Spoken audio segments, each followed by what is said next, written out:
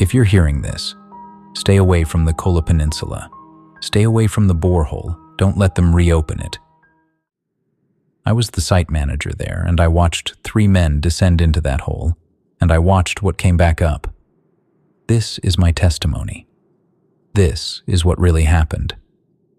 They told you we stopped drilling because of the heat. That's the official story. 380 Fahrenheit at the bottom. Too hot for the equipment, too dangerous to continue. The Soviets packed up, the scientists went home, and the borehole became a footnote in the history books. That's a lie. We didn't stop because of the heat. We stopped because it's 7.5 miles down. The drill bit hit nothing. I don't mean it broke through into a cave or an underground river. I mean nothing. The resistance on the drill just vanished. 1 second, we were grinding through solid rock. The next, the whole assembly dropped like we'd punched through a floor into an empty room. The drill team thought the cable had snapped, but when they checked the tension, it was still there. The bit was just hanging in open space. The first thing we did was lower a camera, standard procedure for any unexpected cavity. We had this little remote unit, waterproof, industrial grade, built to survive anything. It made it about 130 feet past the breach point before the feed cut out. The screen just went black. And then it stayed black. The technician running the monitor kept hitting the side of the unit like that would help. It didn't. When we winched it back up, I was standing right there on the platform. The smell hit us first. Ozone and melted plastic, like someone had taken a soldering iron to a circuit board. The camera housing was still intact, but when Petrov, our lead technician, cracked it open, the inside looked wrong. The circuitry was blackened and brittle, the wiring fused together in clumps. It looked like it had been sitting in a furnace for a decade, except we'd only had it down there for 8 minutes. Petrov just stared at it. He'd been working with industrial equipment for 20 years, and I watched the color drain from his face. He kept turning the circuit board over in his hands, saying, "This isn't possible," under his breath. The other technicians gathered around, and nobody said anything for a while. We just stood there in the cold, passing around this piece of destroyed equipment, trying to understand what we were looking at. We tried again with a different camera. Same result. Lowered it past the breach point, lost the feed, winched it back up to find the guts melted. Then we tried a third one with extra shielding, military-grade stuff rated for nuclear environments. Same thing. When that one came back up smoking, one of the younger technicians threw his clipboard on the ground and walked off the platform. I didn't blame him. Every piece of electronics we sent down past that breach point came back destroyed, and none of us could explain why. Someone suggested mechanical instruments. No electronics, nothing to fry. Spring-loaded thermometers, mercury barometers, simple pressure gauges. We sent them down. They came back intact. But their readings were impossible. Temperatures that shifted between measurements, pressure readings that contradicted each other. Like the void couldn't decide what it was, or like it was different things at different times. I called Moscow, told them we had a situation. They sent a team of physicists who spent 3 days running tests and came up with nothing useful. Those 3 days were the longest of my life. The platform felt different after the breach. The constant drone of the drill had been replaced by this heavy silence that seemed to settle into everything. The crew moved slower, talked less. I'd catch men standing at the edge of the platform, just staring down into the borehole with blank expressions on their faces. The smell of the rig changed too. Before, it was grease and diesel and cold Arctic air, the usual industrial mix. But after the breach, there was something else underneath it, something faint and wrong, like the air coming up from the hole had a different quality to it. I asked one of the physicists about it, and she said the air samples were clean. But I could smell it. We all could. Nobody wanted to talk about it. The physicists set up their instruments and ran their tests, and every morning they'd report the same thing. No radiation signatures that would explain the equipment failures. no electromagnetic anomalies on our sensors. The air samples were normal. The rock samples were normal. Everything was normal except for the fact that nothing we sent down there came back working. One of the physicists, a woman named Antonova, she had this theory. She said it was like the space below the breach existed outside our normal physical laws.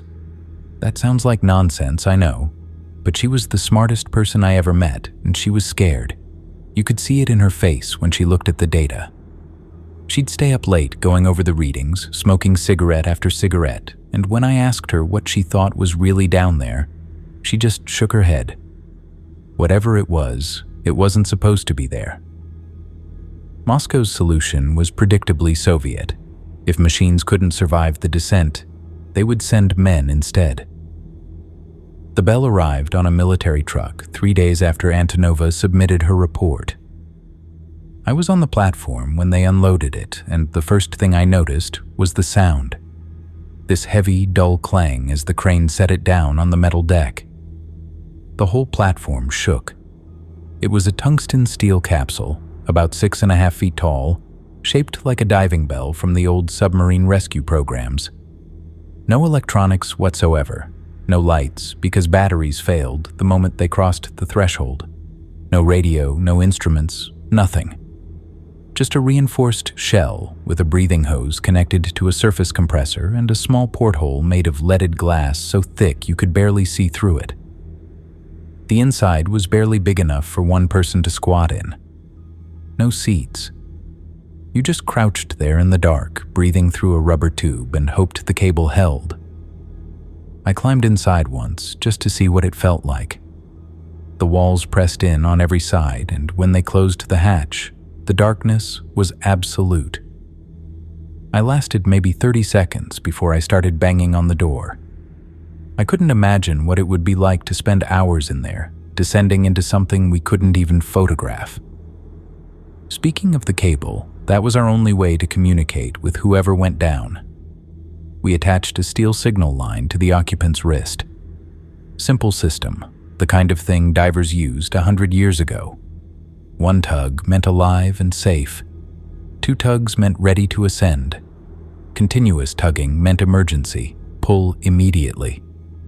Think about that for a second. 7.5 miles. That's how far down the breach was. 7.5 miles of rock and silence, and whatever was waiting at the bottom. And our communication system was a rope, a piece of steel cable that would take hours to transmit a single tug from the bottom to the surface. By the time we got an emergency signal, whatever was happening down there would already be over. The rope wasn't communication, it was notification. It would tell us something had gone wrong long after it was too late to do anything about it. That was it. That was our high-tech solution to exploring an impossible void beneath the Earth's surface. A metal box, a breathing tube, and a rope. The volunteers arrived the same day as the Bell. Moscow sent us men in an unmarked transport.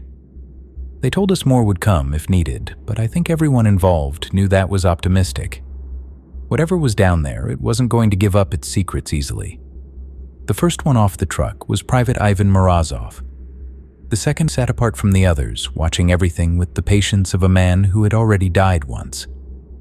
I didn't know his name yet. I didn't know his story. But something about the way he looked at the borehole made me uneasy, like he recognized it somehow. Ivan was 19 years old, big kid, farm stock, the kind of build you get from hauling hay bales since you were old enough to walk. He had this eager look on his face like he'd just won a prize. I watched him take in the platform, the equipment, the borehole cover.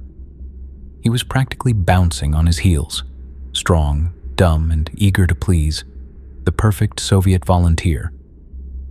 He didn't understand what he was walking into, and looking at his face, I didn't have the heart to tell him.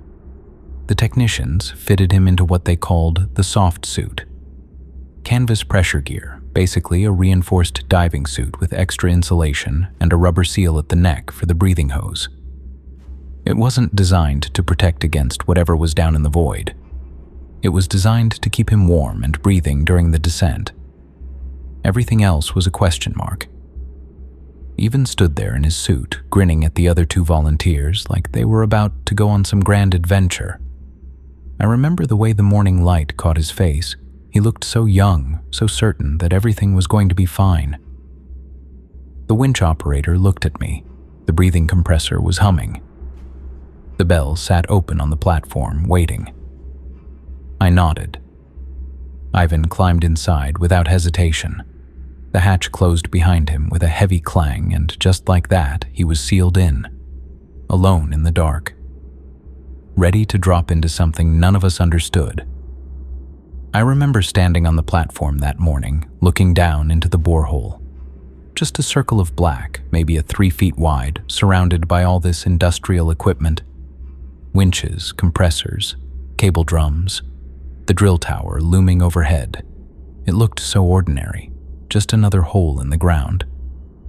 But when the wind died down and everyone stopped talking, you could feel something, a kind of pressure in your ears, like when you're descending in an airplane. Except we weren't descending anywhere. We were standing on solid ground, and the pressure was coming from below. It pushed against my eardrums, subtle but constant, like the hole was breathing. The smell was there too. Grease and diesel and that other thing underneath. That faint wrongness that had settled over the platform since the breach. I caught Antonova rubbing her ears when she thought no one was looking. The crew stood in silence, watching the bell swing gently over the void. The hole was waiting for us. I know how that sounds, but after everything that happened, I don't have a better way to say it. It was waiting, and we were about to feed it. The motor whined as the cable began to unspool, and the bell dropped into the darkness with Ivan sealed inside.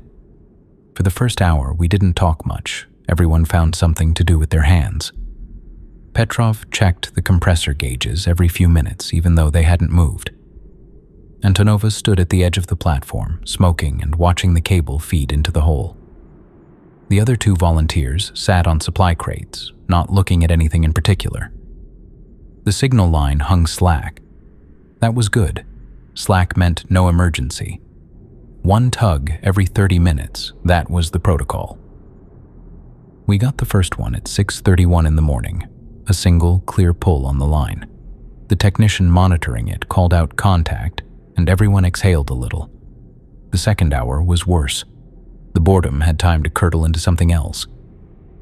I found myself listening to the winch motor, to the rhythmic clicking of the cable drum, and underneath it all, that silence from the hole. It wasn't a normal silence. It had weight to it. Pressure. Like the air was thicker over the borehole than anywhere else on the platform. We got another tug at 7:02, then another at 7:34. Everything was proceeding according to plan. By the third hour, I caught myself checking my watch every 2 or 3 minutes, willing the hands to move faster. At 9:48, the cable went slack in a different way. Not the gradual easing of tension we'd been seeing, but a sudden drop. The winch operator called out that we'd hit bottom. Ivan had arrived. The protocol was to wait 5 minutes, let him orient himself, look around, take in whatever he could see through that tiny porthole. 5 minutes, then 2 tugs to signal ready for ascent. We waited. 5 minutes passed. No tugs. 10 minutes. Nothing. At 15 minutes, Antonova crushed out her cigarette and looked at me. She didn't say anything. She didn't have to. At 18 minutes, the rope started moving. Not shaking, moving. It jerked downward in a sudden violent tug, then released, then jerked again. The winch operator stumbled back from his station, checking his instruments, insisting there was no additional weight on the line. But the cable kept moving, these rhythmic, impossible pulls that made no mechanical sense. Then it got worse.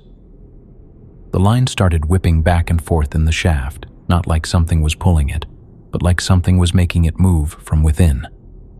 The steel hummed with a high-pitched whine that cut through everything else. "Pull him up," I shouted. "Now, full speed." The operator engaged the motor. The drum started winding, but the movement in the line didn't stop. If anything, it intensified. I could feel the impacts through the platform deck, this steady, rhythmic violence that went on and on. 4 hours of ascent. For 4 hours, that line never stopped moving, never stopped thrashing. The winch motor screamed at full power the entire time, and the cable kept jerking and snapping taut in these random, violent bursts. I stood there watching the drum turn, watching the depth counter tick upward, and I kept thinking the same thing over and over. No human being can fight like that for 4 hours. You have to understand what I mean. I'd seen men panic before. I'd seen them thrash and kick and exhaust themselves in minutes. The human body isn't built for sustained struggle. Adrenaline burns out, muscles give up, even a drowning man will eventually stop fighting.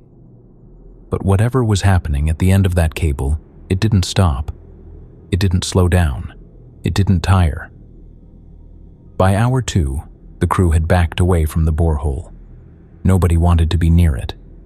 The sound of the cable slapping against the shaft walls was bad enough, but it was the rhythm that got to us. Or rather, the lack of rhythm. It wasn't a pattern. It wasn't someone signaling or trying to communicate. It was chaos, pure mechanical chaos, and it went on and on and on. Antonova was the only one who stayed close. She stood at the edge of the platform with her arms crossed. At one point, she turned to me and said very quietly, "Whatever comes up in that bell, it won't be the same man who went down." I didn't answer her. I didn't know what to say. At 1:47 in the afternoon, the bell breached the surface. The thrashing stopped the moment it cleared the hole. Just like that, complete stillness. And the bell hung there, swinging gently on the crane arm, dripping with condensation that had frozen into a thin layer of ice. I smelled it before we even opened the hatch. Rot. Not the fresh rot of something recently dead, but the deep, sweet decay of something that had been breaking down for years. It rolled off the bell in waves, and one of the technicians turned away to vomit over the railing. Petrov looked at me. I nodded. He cracked the seal on the hatch. The smell got worse, thick and cloying, and then the door swung open and something fell out onto the platform deck. It was a man. I knew it was Ivan because I recognized the soft suit, the canvas pressure gear we'd strapped him into 4 hours ago. But the suit was hanging off him in tatters, the fabric rotted through, falling apart at the seams. And the body inside? Ivan was old, not tired, not sick. Old. His frame had shrunk inside the suit, the canvas hanging loose where muscle used to be. What was left of his hair was white and brittle, falling out in clumps. But it was his face that I couldn't look away from. The softness of youth was gone, replaced by the slack, hollow look of a man who'd lived too long. He was 19 years old. He'd gone down as a farm boy, eager to prove himself. He came back as something that should have died decades ago. I crouched down next to him and his eyes drifted toward me. They were milky, clouded over with cataracts so thick I couldn't see the iris anymore. He didn't blink. He didn't react to my voice when I said his name, staring at the sky with those dead white eyes. We got him to the infirmary. The site doctor, a man named Mikhail, who'd been with the project since the beginning, examined him for over an hour. His findings didn't make sense. Ivan's body showed every marker of advanced age. Organ deterioration. His heart was working, barely, with the weak, irregular rhythm of a man in his 80s. His lungs sounded like wet paper. He had the beginning stages of what looked like dementia, all of it, in 4 hours. Mikhail couldn't explain it. We ran blood tests, tissue samples, everything we could think of. The results came back normal for a man his apparent age. There was no radiation damage, no toxins, no pathogens. He was simply old. Ivan didn't respond to any stimuli. Not pain, not sound, not touch. He lay in that infirmary bed like a vegetable, staring at nothing. Mikhail thought it was some kind of severe neurological damage, a shutdown response to trauma we couldn't measure. On the second day, nothing changed. Ivan didn't move, didn't eat, didn't acknowledge anyone who came into the room. On the third day, Mikhail performed his morning examination. He noted no change in condition. As part of the standard check, he took out a pen light and shined it directly into Ivan's left eye to test pupil response. Nothing. The pupil didn't contract. The eye didn't track. Ivan stared straight ahead, unblinking.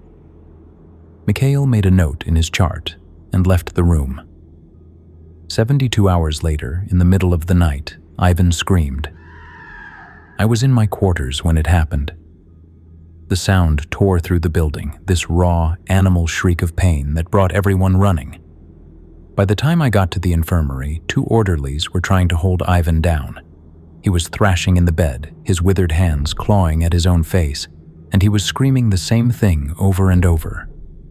The light! The light! Turn it off! His eyes were squeezed shut, tears streaming down his wrinkled cheeks, recoiling from something that wasn't there. And then I understood. Time worked differently for him now. He wasn't reacting to the present. He was reacting to the pen light from 3 days ago. He was lagging behind, trapped somewhere between when things happened and when he experienced them. Ivan died 6 hours later. Heart failure, technically. But I knew the truth. He hadn't just aged in that hole. He'd gotten lost in it.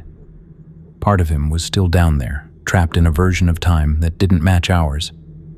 And we still had 2 more volunteers. After Ivan died, we told ourselves it was the suit. That's what the official report said anyway. The soft suit wasn't designed for whatever conditions existed below the breach. Some kind of chemical exposure, maybe. Rapid oxidation at the cellular level. Radiation we couldn't detect with our instruments. We wrote up a list of plausible explanations and sent it to Moscow, and Moscow sent us back a 1-line response. Continue operations. They also sent us Major Yuri Kozlov. Kozlov arrived 2 days after Ivan's funeral. He stepped off the transport helicopter with a duffel bag over his shoulder and walked straight to the platform without stopping to talk to anyone. Everything about him was deliberate, economical. He didn't waste movement or words. I met him at the edge of the borehole cover, and the first thing I noticed was his eyes. Cold. Flat. The eyes of a man who had seen things and filed them away in a place where they couldn't touch him. He was in his 40s, maybe early 50s, career military, the kind of officer who got sent to places that didn't officially exist to do things that never officially happened. I'd seen men like him before, but not many.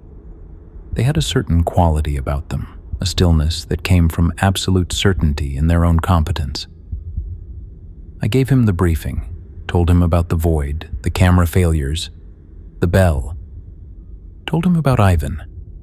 He listened without expression, asked 3 technical questions about the breathing apparatus, and then nodded once. When do I go down? That was it. No hesitation, no fear. Just a professional assessing a job. We fitted him in what we called the hard suit. It was a different class of equipment than Ivan's canvas gear. This was an atmospheric diving suit, the kind they used for deep-sea salvage operations.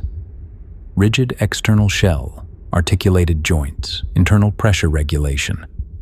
It weighed almost 450 pounds and took 4 men to help him into it. The thing looked like a suit of armor. Thick steel plates covered every surface, reinforced at the joints with rubber gaskets. The helmet was a solid dome of metal with a tiny viewport at the front. When Kozlov was fully sealed inside, he looked less like a man and more like a walking tank. The noise it made was something else. Every movement produced this heavy clanking sound, metal grinding against metal, hydraulics hissing as he shifted his weight. When he walked across the platform deck, you could feel the vibration through your feet. This wasn't a man who was going to sneak up on anything. This was a man who was going to crash through whatever was down there and come back with answers. We gave him a waterproof notepad and a pen, standard issue for deep operations where electronics failed. His orders were simple: descend to the breach, observe, document, ascend. 20 minutes maximum. No heroics. Kozlov took the notepad and tucked it into a pouch on the suit's chest plate. Then, he climbed into the bell. It was harder to seal him in this time. The hard suit took up most of the interior space, leaving barely enough room for the breathing hose connection. The technicians had to force the hatch closed, and when it finally latched, the sound echoed across the platform like a gunshot. The winch engaged. The bell dropped. This time, the descent felt different. Maybe it was the weight of the hard suit straining the cable. Maybe it was the knowledge of what had happened to Ivan. But the platform seemed quieter than before, the crew more subdued. Nobody made small talk. Nobody checked their watches out loud. We just stood there, watching the cable unspool into the darkness. The tugs came on schedule, one every 30 minutes, clear and strong. Kozlov was doing fine. He was a professional. He knew what he was doing. The winch operator reported that the bell had reached the breach point. Kozlov was now entering the void. 1 minute later, I gave the order to pull him up. I didn't wait for the full 20 minutes. I didn't wait for his signal.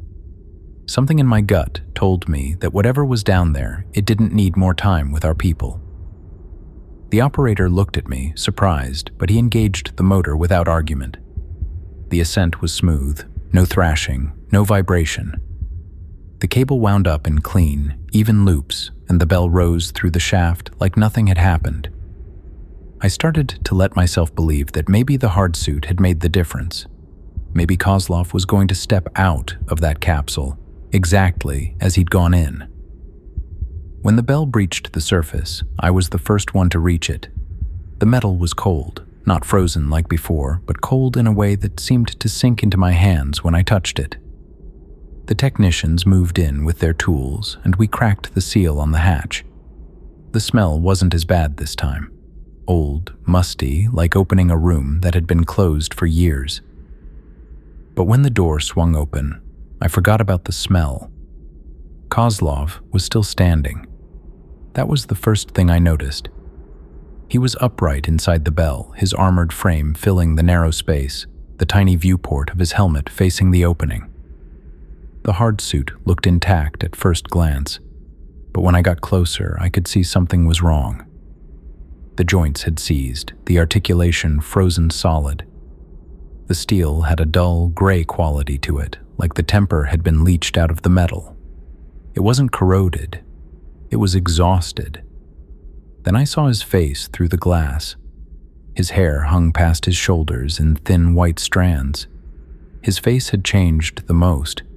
The hard lines, the military bearing, all of it had collapsed inward. The man who had walked onto this platform like he owned it now looked like he'd been hollowed out from the inside. Ancient, fragile, broken. But his eyes were open, and they were aware. He was weeping. Weeping. Tears streamed down his withered cheeks in continuous rivers, soaking into the collar of his suit liner. His body was shaking inside the armor, tiny tremors that made the plates rattle against each other in a soft, continuous clatter. We pulled him out of the bell. It took 6 men to lift the suit, and when we finally got him down on the platform deck, his legs gave out. He dropped to his knees, the impact ringing across the metal surface, and he stayed there, hunched over, weeping and shaking.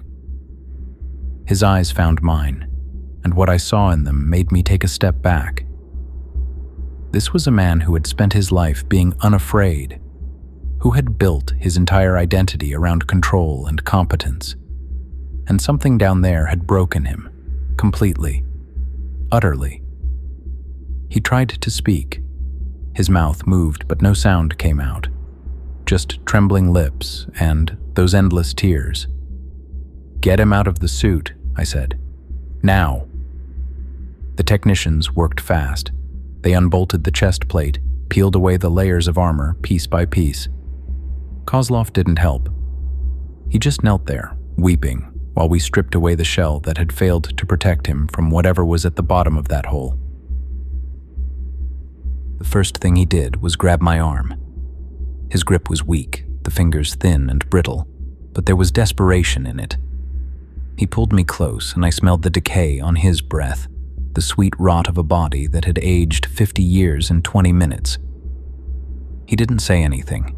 He just looked at me with those wet, terrified eyes, and I understood that whatever he had seen down there, he couldn't put into words. Not yet. Perhaps never. Nobody moved. The crew stood rooted around us, staring at this shattered man who had walked onto the platform 2 hours ago like he owned it.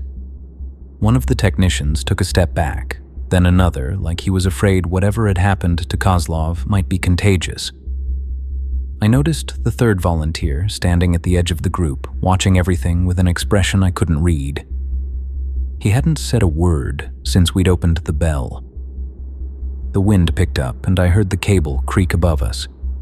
The bell swung gently on its hook, empty now, just a hollow metal shell. Somewhere behind me, Antonova was lighting another cigarette. Her hands were shaking. I'd never seen her hands shake before. The silence stretched out, that heavy, wrong silence that had settled over the platform since the breach. It pressed against my ears, filled my throat, made it hard to breathe.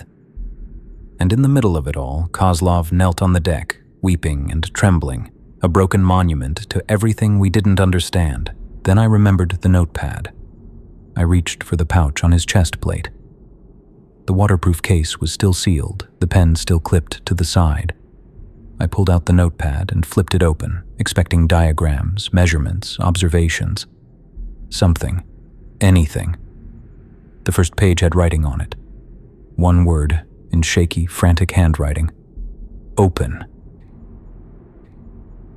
I looked at Kozlov. He was staring at the notepad, still weeping, his cracked lips moving silently. I never asked him what it meant.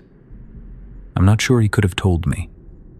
But sometimes, late at night, I still see that word in my head, written in his handwriting, over and over and over. I don't know what he found down there, but I know what it did to him. And I know that we still had one volunteer left. Kozlov never spoke again. We moved him to a quarantine tent at the edge of the site, and he spent his remaining days sitting in a chair, staring at nothing, weeping silently. The doctors said there was nothing physically wrong with him besides the aging. His mind had simply gone somewhere else, somewhere it couldn't come back from. He lasted 9 days. During that time, the orderlies reported strange behavior. He would trace his finger across any surface he could reach, over and over, always the same pattern. The same 4 letters. Open. On the bed sheets, on the tent walls, on his own skin when there was nothing else. They found him one morning with his fingernails torn and bloody, the word scratched into the wooden frame of his cot. The worst part was the weeping. It never stopped. Day or night, awake or asleep, the tears kept coming. But on the 8th day, one of the orderlies noticed something that made him request a transfer off the site. The weeping had developed a rhythm, a pattern. Like Kozlov was trying to communicate something in a language none of us could understand. He died on the 9th morning. Heart failure, they said. That left one volunteer. I found him sitting on a supply crate near the helipad, watching the sun set over the tundra. He was the one I'd noticed during Kozlov's retrieval, the one who'd stood at the edge of the group with that unreadable expression. He hadn't spoken to anyone since he'd arrived, hadn't asked questions, hadn't complained. He just waited. His name was Dmitry Sorokin, former nuclear plant worker. He'd been at Chernobyl in 1986, one of the men they called liquidators. The ones who went into the hot zones to shovel graphite off the reactor roof, 90 seconds at a time. Just long enough to absorb a lifetime's worth of radiation before the next man took his place. Most of them were dead now. The ones who survived carried it in their bones, in their blood, in the tumors that would eventually kill them. Sorokin knew he was living on borrowed time. I could see it in the way he held himself. There was no tension in him, no fear. He'd already made peace with dying. I sat down next to him and told him what had happened. Ivan, Kozlov, the aging, the silence, the word on the notepad. I didn't sugarcoat it. I didn't try to make it sound better than it was. I just laid out the facts and waited for him to respond. He listened without interrupting. When I finished, he was quiet for a long moment. Then he nodded once. "The others came back old," I said. "Broken. I'm not going to lie to you. I don't know what's down there. I don't know if anyone can survive it. But Moscow wants answers, and you're the last man we have." Sorokin turned to look at me. His eyes were calm, steady, the eyes of a man who had already walked through fire and come out the other side. "Do you want to be a hero?" I asked. "Do you want to serve the Union one more time?" He almost smiled. Almost. "I serve," he said. And that was it. We fitted him the next morning. The suit we'd prepared for him was different from the others. It wasn't canvas like Ivan's or armored like Kozlov's. It was built for one purpose, to shield against radiation that could kill a man in seconds. Lead plates covered every surface, layered over thick rubber sheeting and reinforced with steel bands at the joints. The helmet was a solid block of metal with a viewport no bigger than my fist, the glass so thick it distorted everything behind it. When they sealed him inside, he looked less like a man and more like a walking reactor shield. Massive, clumsy, barely able to move under the weight. The capsule groaned under the combined mass, the cable stretching taut before the winch even engaged. When the hatch closed, the sound was different than before. Heavier. Final. The motor started. The bell dropped. I stood at the edge of the platform and watched the cable unspool into the darkness. The crew gathered behind me, but nobody spoke. We'd done this twice before. We knew what to expect. We knew the waiting, the silence, the slow crawl of the minutes. But this time was different. The rope stayed calm. No vibration, no thrashing, no emergency signals. Just a steady, gentle tension as the bell descended through 12 miles of rock and silence. The tugs came every 30 minutes, clear and measured. One pull. Alive. Safe. Continuing. At the 30-minute mark, the winch operator reported that Sorokin had reached the breach point and entered the void. I gave him 5 minutes, then 10. At 15 minutes, I started to get nervous. At 20, I gave the order to pull him up. The ascent was smooth. The cable wound up in clean, even loops, no different from lowering a piece of equipment. No resistance, no struggle. Just the steady hum of the motor and the click of the drum.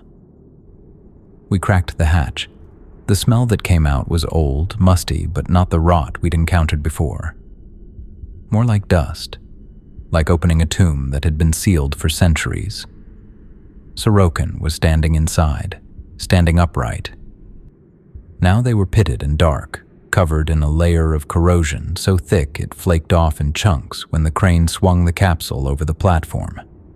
The rubber seals had cracked and split. The steel bands were red with rust.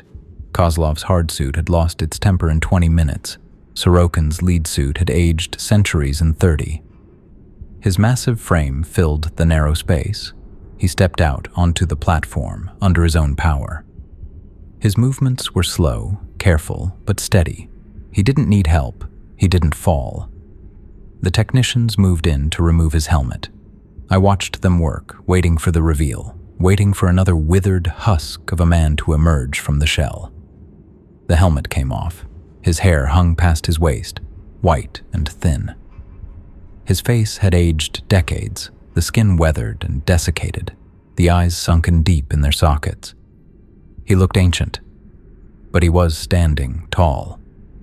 His back was straight, his hands were steady at his sides. Where Ivan had collapsed and Kozlov had shattered, Sorokin stood like a man who had finally set down a burden he'd been carrying his whole life. And he was smiling. This wasn't catatonia or terror. This was a real smile, wide and peaceful, beatific, the kind of smile you see on the faces of saints in old paintings, that expression of absolute serenity that comes from touching something beyond human understanding. We had expected screaming or silence, not peace, never peace. I had seen men die. I had seen men broken by things that would haunt them for the rest of their lives. But I had never seen a man look grateful for what had been done to him. That smile wasn't relief. It wasn't shock. It was contentment. The deep, settled contentment of someone who had found exactly what they were looking for. It was the most disturbing thing I had ever seen. One of the technicians dropped his wrench. The clang echoed across the silent platform. Nobody moved to pick it up. Antonova had stopped mid-step, her cigarette burning forgotten between her fingers, ash falling unnoticed onto the deck. The crew backed away. Even the technicians who'd been working on his suit stopped what they were doing and stepped back, staring at this ancient man with his white hair and his peaceful smile. Nobody knew what to say. Nobody knew what to do. Sorokin's eyes found mine. They were clear, aware. Whatever had happened to him down there, it hadn't broken his mind like the others. If anything, he seemed more present than before. More focused. He took a step toward me, then another. His movements were slow but deliberate, the shuffling gait of an old man who knew exactly where he was going. He stopped an arm's length away and looked at me.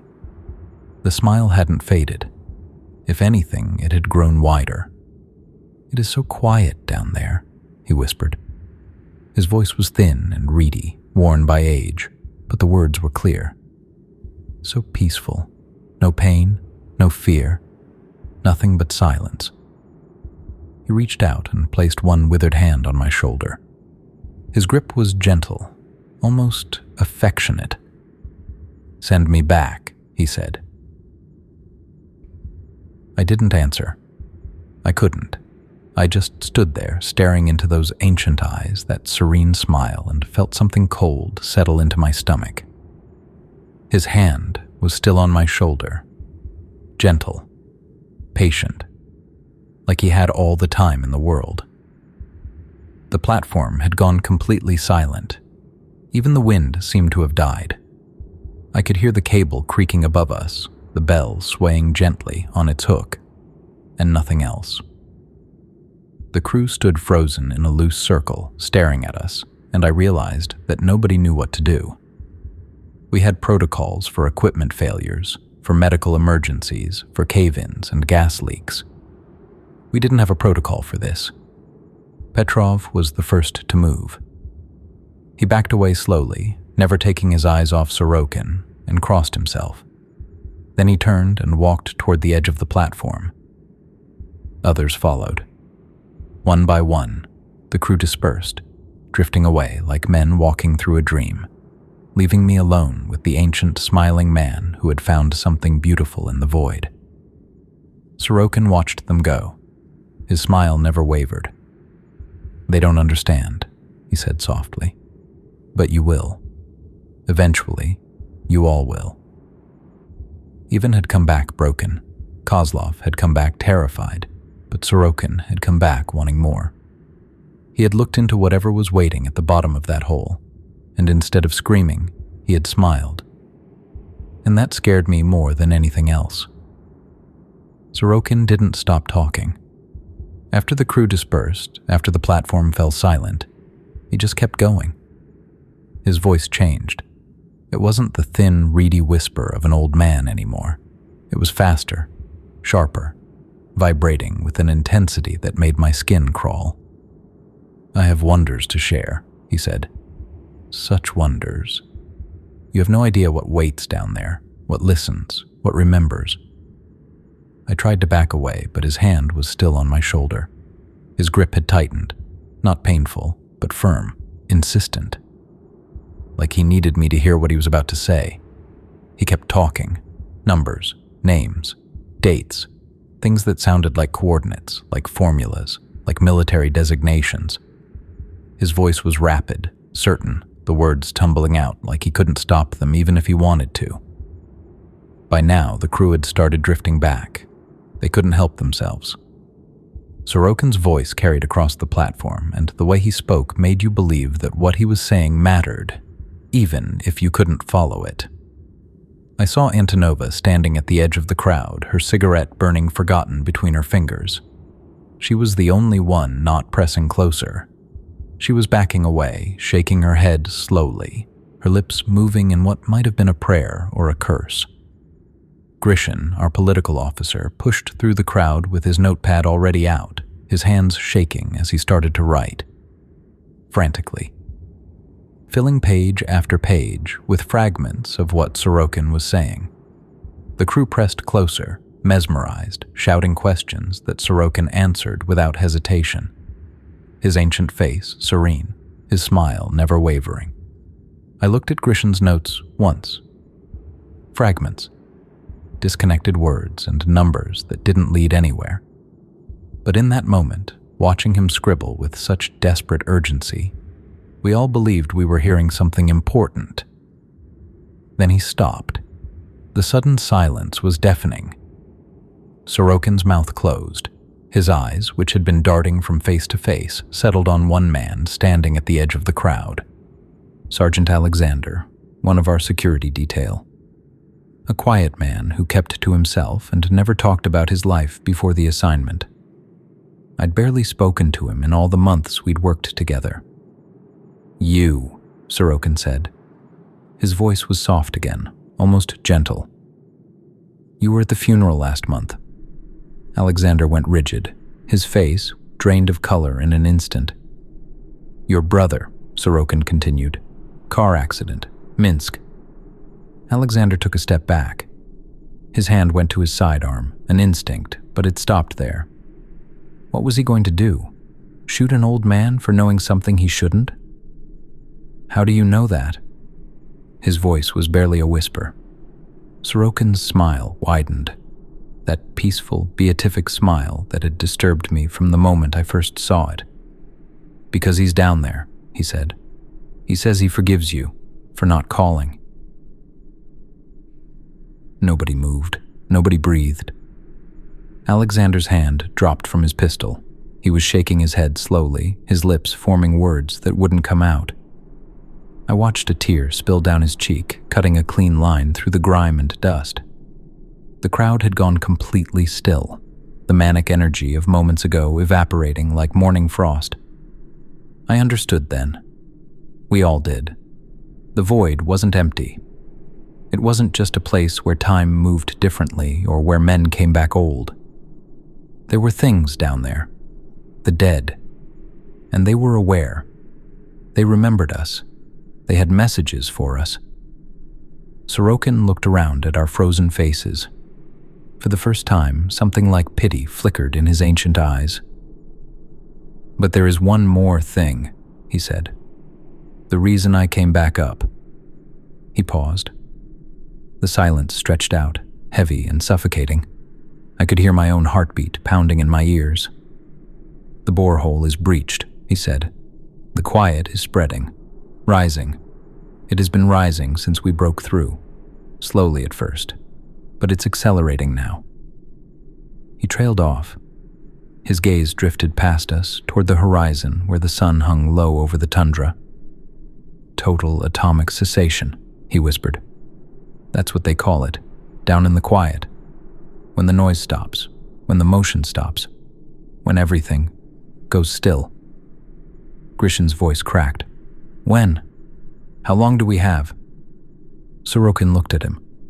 That serene smile was still there, but his eyes had gone distant, unfocused, like he was seeing something we couldn't.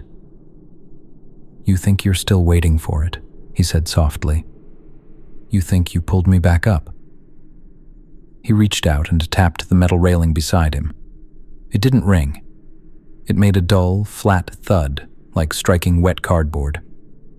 "Look at the sun, Commander. It hasn't moved since I went down." I turned. The sun was hanging just above the horizon, pale and weak. I'd assumed it was setting. We'd been on this platform for hours. It should have been dark by now. It wasn't dark. It wasn't getting darker. The light hadn't changed at all. Grishin was shaking his head. "That's impossible. That's..." "Quiet," Sorokin said. "Not a command, a description. It's already here. You just haven't noticed yet." He turned and walked toward the borehole. Nobody tried to stop him. I don't think any of us could have moved if we wanted to. We just watched as he shuffled across the platform, his ancient body moving with slow, deliberate purpose. He reached the railing that surrounded the shaft. The hole gaped open, a circle of absolute blackness in the middle of all that industrial steel. He looked down into the void for a long moment. Then he looked back at us, at the frozen crew, at the pale, unmoving sun. "It really is peaceful down there," he said. "You'll understand soon, when the last of the noise fades." And let himself fall. There was no scream, no sound at all. One moment he was there, silhouetted against the gray sky, and the next moment he was gone, swallowed by the darkness like he had never existed. For a second we froze, but training kicks in faster than fear. "Seal the breach," I shouted. "Petrov, get the welders. Grishin, get to the radio. Call for immediate extraction. Code red." The paralysis broke. The crew scrambled. I watched men who had been terrified moments ago throw themselves into action, desperate for a task, for a protocol that could solve this. Petrov ran to the welding rigs. I saw him spark the striker, once, twice, 10 times. Sparks flew, but the gas wouldn't catch. He adjusted the valves, checked the tanks, struck it again. Nothing. Just the hiss of gas that wouldn't ignite. From the comms shack, Grishin yelled, "The line is dead!" "Switch to emergency frequencies," I roared back. And for the first time, the political officer sounded like a frightened child. "It's not that there's no signal. There's no static. There's nothing. The radio isn't receiving. It's like there's no atmosphere to carry the waves." I looked at the transport truck. The driver was turning the key over and over. The engine cranked, a slow, grinding complaint, but wouldn't fire. But standing there on that platform, watching everything we relied on fail one by one, I started to believe what Sorokin had said. The quiet wasn't coming. It was already here. We stopped trying to leave an hour ago. The sun still hasn't set. It hangs just above the horizon, pale and heatless, exactly where it was when Sorokin went over the rail. The wind has died completely.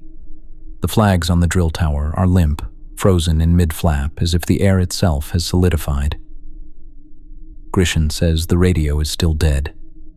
Petrov is sitting by the borehole, watching the darkness. He says he can hear them now. He says they're inviting us down. I looked at my watch a moment ago. The second hand is twitching, vibrating back and forth, trying to tick forward, but stuck in the same groove. Sorokin was right. It is peaceful here. The panic is fading, replaced by a heavy gray lethargy. I'm not afraid of the hole anymore. I'm only afraid of one thing. I'm afraid of how much I want to see what's at the bottom.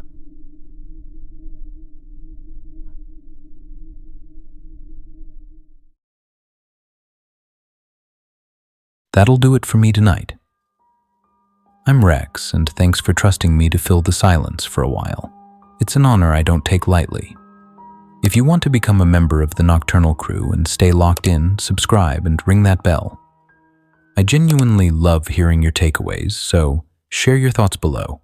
Stay haunted, stay safe, and until next time.